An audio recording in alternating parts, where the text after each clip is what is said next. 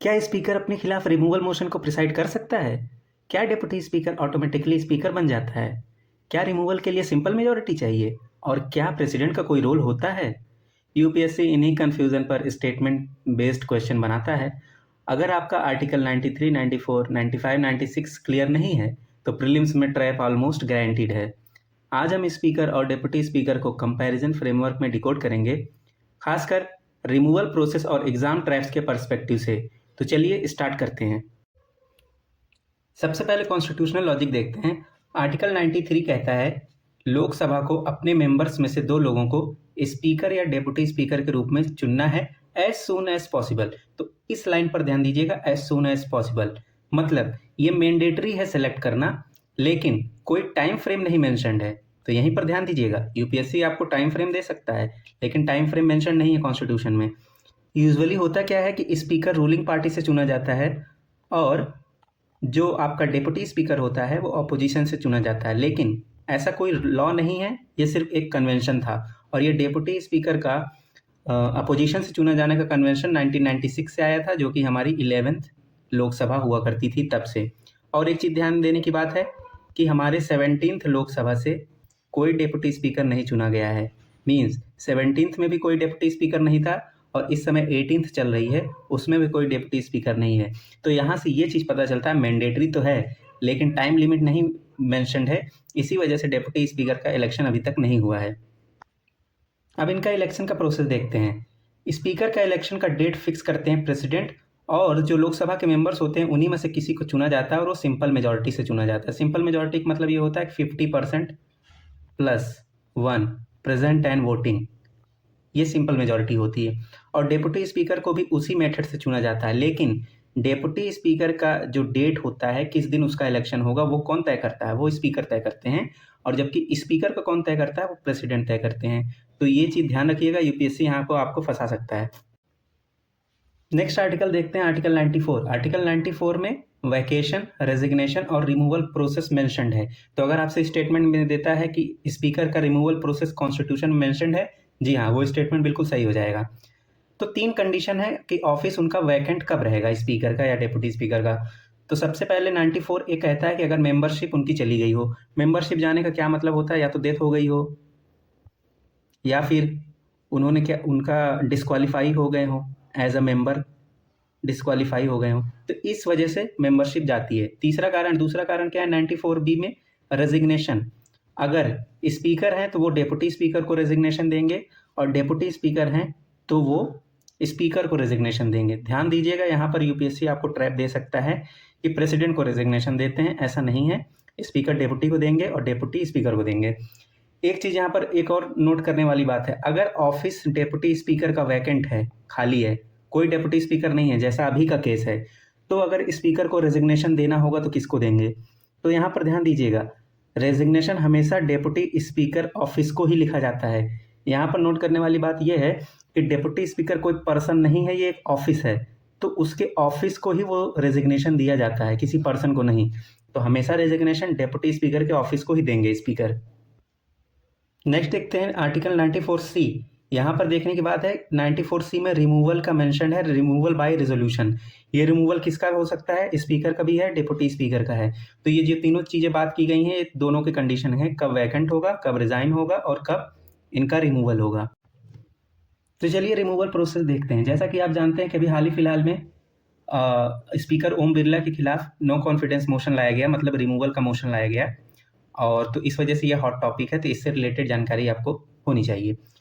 तो सबसे पहले क्या करना होता है? सबसे पहले आपको नोटिस देना होगा। नोटिस देना होगा 14 days in advance. Advance notice नहीं देंगे तब आपका रेजोल्यूशन तब तक एक्सेप्ट नहीं किया जाएगा। नोटिस देने के बाद एडमिसिबिलिटी होती है कि अगर एटलीस्ट 50 मेंबर का उस पर साइन होना चाहिए, इससे कम साइन होगा तो भी एडमिसिबल नहीं होगा। और जो ओम बिरला के खिलाफ आया उसमें 120 मेंबर्स ने साइन किया था।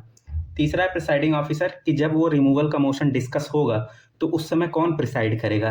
तो उस समय स्पीकर नहीं प्रिसाइड कर सकते हैं, और ये चीज़ कहाँ मेंशन्ड है? आर्टिकल 96 में मेंशन्ड है कि स्पीकर का रिमूवल मोशन अगर डिस्कशन में है तो स्पीकर उस समय प्रिसाइड नहीं करेंगे।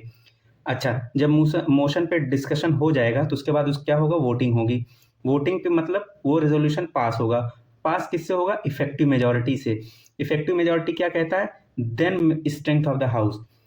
तो इफेक्टिव मेजॉरिटी का क्या मतलब होता है कि जो टोटल स्ट्रेंथ है लोकसभा की, उसमें से जो वैकेंसी है हम उसको माइनस कर देते हैं, उसके बाद जो टोटल बचता है उसका 50% +1 चाहिए। अच्छा, जैसे एग्जांपल के तौर पे लीजिए कि अगर इस समय लोकसभा की टोटल स्ट्रेंथ 543 है और उसमें 10 आपकी वैकेंसी हो गई, तो उसके बाद बच गया 533। तो 533 डिवाइडेड बाई 2 +1, ये जो आएगा यही आपका हो जाएगा इफेक्टिव मेजॉरिटी। तो रिमूवल हो जाएगा तो क्या उनके लिए कोई ग्राउंड मेंशन है कॉन्स्टिट्यूशन में? नहीं, कोई भी ग्राउंड कॉन्स्टिट्यूशन में नहीं मेंशन्ड है, और ना ही लोकसभा के रूल्स और प्रोसीजर में कोई ग्राउंड मेंशन्ड है। तो ये बात बिल्कुल ध्यान रखिए, कोई ग्राउंड कॉन्स्टिट्यूशन में नहीं मेंशन्ड है और ना ही लोकसभा के रूल्स में मेंशन्ड है। तो जब तक ये इस स्पीकर के रिमूवल का मोशन पे डिस्कशन होता है तब तक स्पीकर प्रिसाइड नहीं करते हैं। हालांकि वो अपने ऑफिस में रहते हैं लेकिन हाउस में नहीं आते हैं। जैसा कि आप देखे होंगे कि लास्ट के टाइम पे बजट सेशन में ओम बिरला जी नहीं आ रहे थे क्योंकि मोशन जो है उनका अडॉप्ट हो गया है, अभी उस पर डिस्कशन नहीं हुआ है। जब नेक्स्ट पार्ट आएगा बजट का तब उस पर डिस्कशन होगा। अब कुछ इंपॉर्टेंट ट्रैप्स देखते हैं जहां पर यूपीएससी आपको फंसा सकता है। सबसे पहले आर्टिकल 96 कहता है कि स्पीकर प्रिसाइड नहीं करेंगे रिमूवल मोशन जब डिस्कस होगा। तो कौन प्रिसाइड करेगा तब? थोड़ा ध्यान से सोचिए। तो प्रिसाइड करेंगे अगर डिप्टी स्पीकर का रिमूवल का मोशन डिस्कस हो रहा है तो स्पीकर प्रिसाइड करेंगे क्योंकि वो तो हैं। अगर स्पीकर का रिमूवल मोशन डिस्कस हो रहा है तो डेप्यूटी स्पीकर प्रिसाइड करेंगे। ये बात भी आपको समझ में आ जाएगी। लेकिन फंसाएगा कहाँ पे यूपीएससी? आपको फंसाएगा यहाँ पे, अगर डेप्यूटी स्पीकर प्रेजेंट नहीं है जैसा अभी का केस है तो कौन प्रिसाइड करेगा?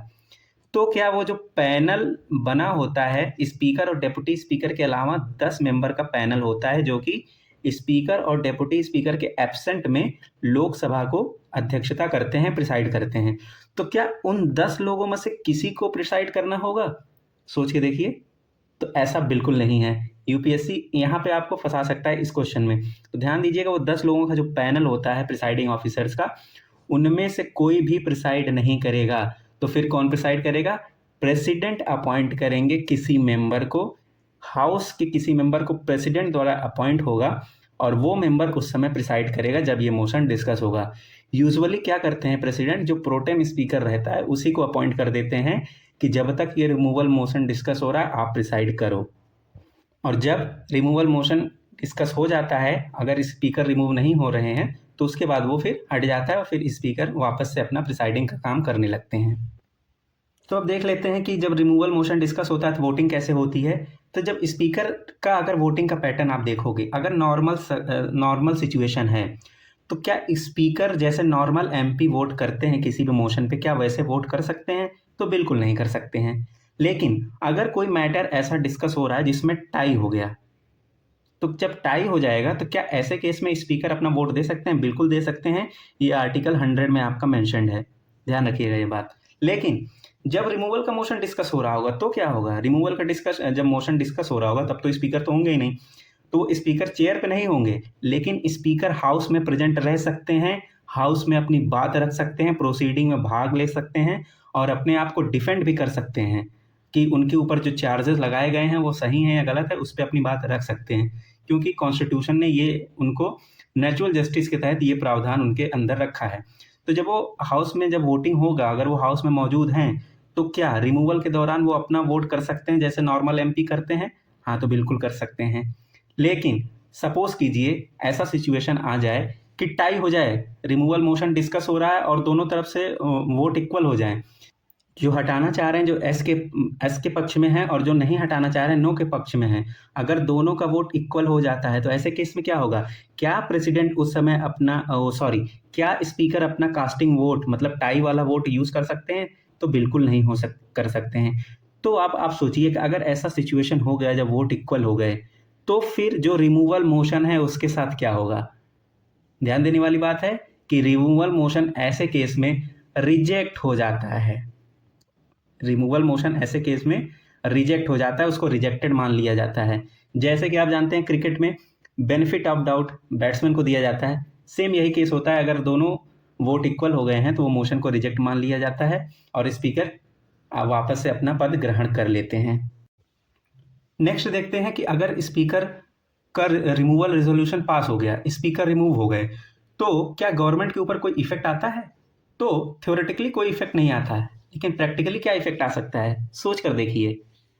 यहाँ पर सोचने वाली बात यह है कि जब स्पीकर गवर्नमेंट के ही पार्टी का मेंबर होता है, ये बात तो सबको पता है, तो अगर गवर्नमेंट की मेजॉरिटी है और उसके पार्टी का मेंबर स्पीकर में इलेक्ट हुआ है, अगर वो रिमूव हो जा रहा है, इसका मतलब ये बात मान ली जाती है कि जो उसका अलायंस है, गवर्नमेंट का जो अलायंस है, उसमें से बहुत सारे लोगों ने स्पीकर के खिलाफ वोट किया है। तो ऐसा ये प्रबल केस बन जाता है किसका? नो कॉन्फिडेंस मोशन का। ऐसे में अपोजिशन नो कॉन्फिडेंस मोशन ला सकती है कि गवर्नमेंट को अपनी मेजॉरिटी प्रूफ करनी हो। तो ऐसा इसीलिए आप देखोगे कि आज तक किसी भी स्पीकर का रिमूवल मोशन पास नहीं हुआ है। रिमूवल मोशन पास नहीं हुआ है किसी भी स्पीकर का, क्योंकि गवर्नमेंट अपने आप अपना स्पीकर कभी रिमूव होने ही नहीं देगी, क्योंकि उसके पास मेजॉरिटी है, तभी तो वो स्पीकर बना पाया है, तभी तो गवर्नमेंट में, वरना गवर्नमेंट में क्यों होता है? तो फिर अब आप इस पे ये कह सकते हो तो फिर अपोजिशन लाता ही क्यों है ऐसे मोशन? क्योंकि उसको तो पता है उसके पास मेजॉरिटी नहीं है। अपोजिशन इसको इसलिए लाता है कि एक पॉलिटिकल सिग्नलिंग होती है, बस उसको एक पॉलिटिकल सिग्नल देना होता है, इसके अलावा इसका कोई पर्पस नहीं होता है। आगे देखते हैं कि अगर स्पीकर और डिप्टी स्पीकर का रिमूवल मोशन पास हो गया तो क्या होता है? तो फिर उनको इमीडिएटली रिमूव कर दिया जाता है स्पीकर के ऑफिस से। लेकिन क्या एमपी थे वो, तो क्या एमपी के पद से भी रिमूव हो जाएंगे? जी नहीं, वो हाउस में एज ए एमपी रह सकते हैं, लेकिन स्पीकर पे नहीं रहेंगे। तो ये बात बहुत इंपॉर्टेंट है, याद रखिएगा। यूपीएससी ये वाली लाइन, एमपी वाली लाइन आपको स्टेटमेंट में डाल के क्वेश्चन पूछ सकता है और आपको फंसा सकता है। एक बात और ध्यान देने वाली है कि अगर लोकसभा का डिसोल्यूशन हो जाता है तो डेप्यूटी स्पीकर जो होते हैं वो अपना ऑफिस तुरंत ही वैकेट कर देते हैं, लेकिन स्पीकर अपना ऑफिस वैकेट नहीं करते हैं अंडर आर्टिकल 94। ये अपना ऑफिस तब वैकेट करेंगे जब पहला सीटिंग हो जाएगा किसका? जो न्यूली कॉन्स्टिट्यूटेड लोकसभा है उसका पहला मीटिंग हो जाएगा। प्रोटेम स्पीकर जब प्रेसिडेंट इलेक्ट कर देंगे तब ये स्पीकर अपना पद वैकेंट करते हैं, वरना ये स्पीकर उस पद पे बने रहते हैं। अब उनका पावर और फंक्शन देख लेते हैं। एक चीज़ आप जानते हो, डेप्यूटी स्पीकर का अपने आप में कोई काम नहीं होता है। अगर स्पीकर प्रिसाइड कर रहे हैं तो डेप्यूटी स्पीकर हाउस में एक नॉर्मल मेंबर जैसा रहेगा। जब डेप्यूटी स्पीकर स्पीकर की तरह प्रिसाइड करेगा तो उसके पास सारी पावर और सारी प्रिविलेजेस किसकी रहेंगी? स्पीकर की रहेंगी। उस समय अगर वो कोई जजमेंट देता है या कोई डिस्क्रिशन में कोई ऑर्डर देता है तो वो एज ए वैलिड माना जाएगा, स्पीकर जैसा ही, उसको ओवर रूल नहीं किया जा सकता। तो स्पीकर के क्या क्या पावर्स हैं? तो सबसे पहले प्रिसाइडिंग और डिसिप्लिनरी पावर में ऑर्डर डेकोरम मेंटेन करते हैं, ये तो आप जानते ही हैं। इसके अलावा मेंबर को सस्पेंड भी कर सकते हैं अगर किसी का बिहेवियर बहुत खराब है।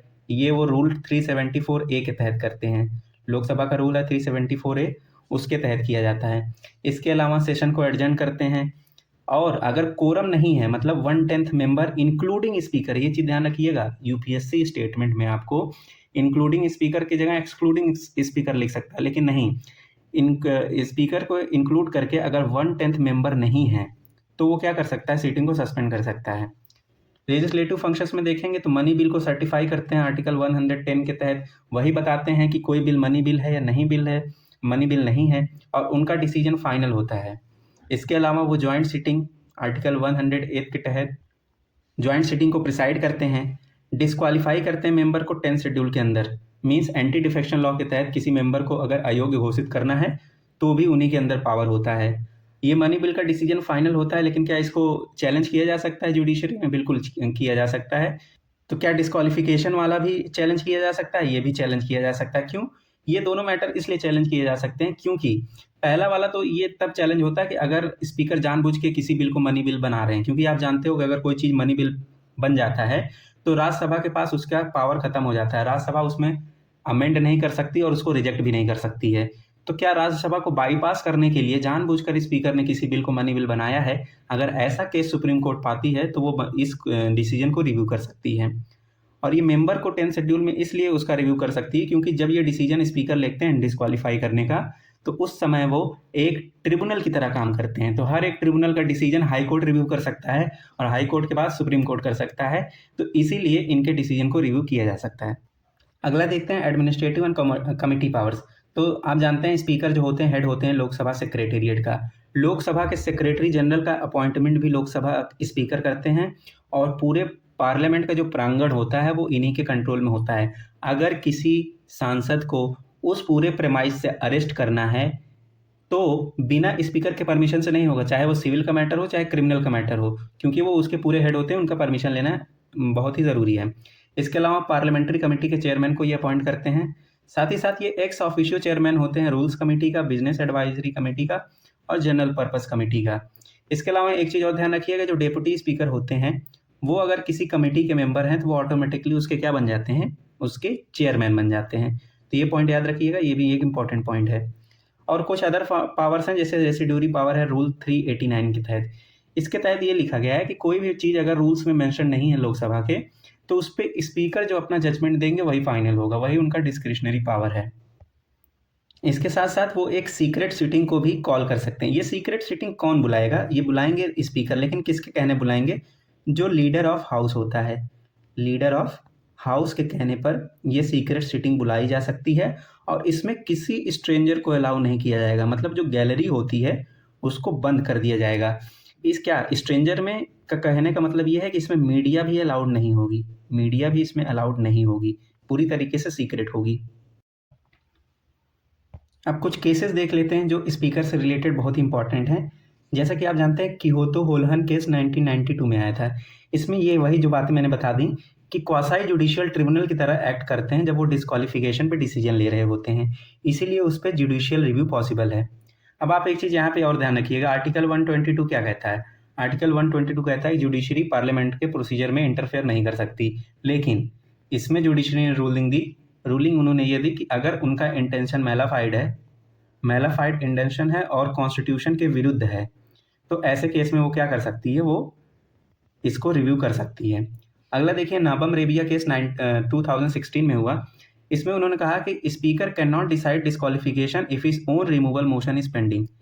तो ये जाहिर सी बात है कि अगर उनका खुद का रिमूवल मोशन जो है उसको पेंडिंग है, उस पर डिस्कशन हो रहा है, तो उस समय वो किसी और को डिस्क्वालीफाई कैसे कर सकते हैं, ये तो कन्फ्लिक्ट ऑफ इंटरेस्ट हो जाएगा। तो इस केस में सुप्रीम कोर्ट ने ये बात कही थी। अगला देखते हैं, तो आधार केस 2018 आया था। आधार केस में सुप्रीम कोर्ट ने ये कहा कि अगर स्पीकर कोई बिल को सर्टिफाई करते हैं, money bill, in bad faith, ये इंपॉर्टेंट है, बैड फेथ, तो बाईपास राज्यसभा, तो उस समय उसको स्ट्राइक डाउन किया जा सकता है, क्योंकि वही बात है, मेलाफाइड होगा और कॉन्स्टिट्यूशन के खिलाफ होगा। और जो चेक एंड बैलेंस क्रिएट किया गया है दोनों हाउसेज द्वारा, अगर उसको बाईपास करने की कोशिश करते हैं तो ऐसे केस में भी उसको स्ट्राइक डाउन किया जा सकता है। और लास्ट आप देखेंगे तीसम मेघचंद्र केस 2020, इसमें यह कहा गया कि स्पीकर अगर डिस्क्वालिफिकेशन, जो 10th शेड्यूल के अंदर डिस्क्वालिफिकेशन पिटिशन को डिसाइड कर रहे हैं, तो एक रीजनेबल पीरियड में डिसाइड करें, मतलब यूजुअली 3 महीने का टाइम है कि उसी के अंदर डिस्क्वालीफाई करें। ऐसा नहीं है कि आप उस पिटिशन को लेकर के बैठे रहें और उस पर डिसीजन ही ना लें। तो ये बात उस सुप्रीम कोर्ट ने कही थी कीशम मेघचंद्र केस में। तो दोस्तों ध्यान रखिएगा कि स्पीकर या डेप्यूटी स्पीकर कोई सेरेमोनियल पोस्ट नहीं है, ये एक प्रकार से हमारा जो संसद है, जो पार्लियामेंट है, उसकी धुरी है। तो दोस्तों नेक्स्ट वीडियो में हम इसी टॉपिक पर यूपीएससी लेवल का एमसीक्यू सॉल्व करेंगे, जहां रियल ट्रैप्स आपके टेस्ट होंगे। उसमें कुछ और बातें हैं, कुछ और ट्रैप्स हैं जो यहाँ पे अभी नहीं बताई गई हैं, वो उस एमसीक्यू के द्वारा आपकी टेस्ट हो जाएंगी। अगर आप सीरियस स्टूडेंट हैं तो कॉन्सेप्ट क्लियर करने से ही आगे बढ़ेंगे। तो उम्मीद करता हूँ कि आपके काफ़ी कॉन्सेप्ट क्लियर हुए होंगे। तो फ्रेंड्स प्लीज़ चैनल को लाइक कीजिएगा, सब्सक्राइब कीजिएगा और अपनी राय कमेंट बॉक्स में ज़रूर दीजिएगा। बहुत बहुत धन्यवाद।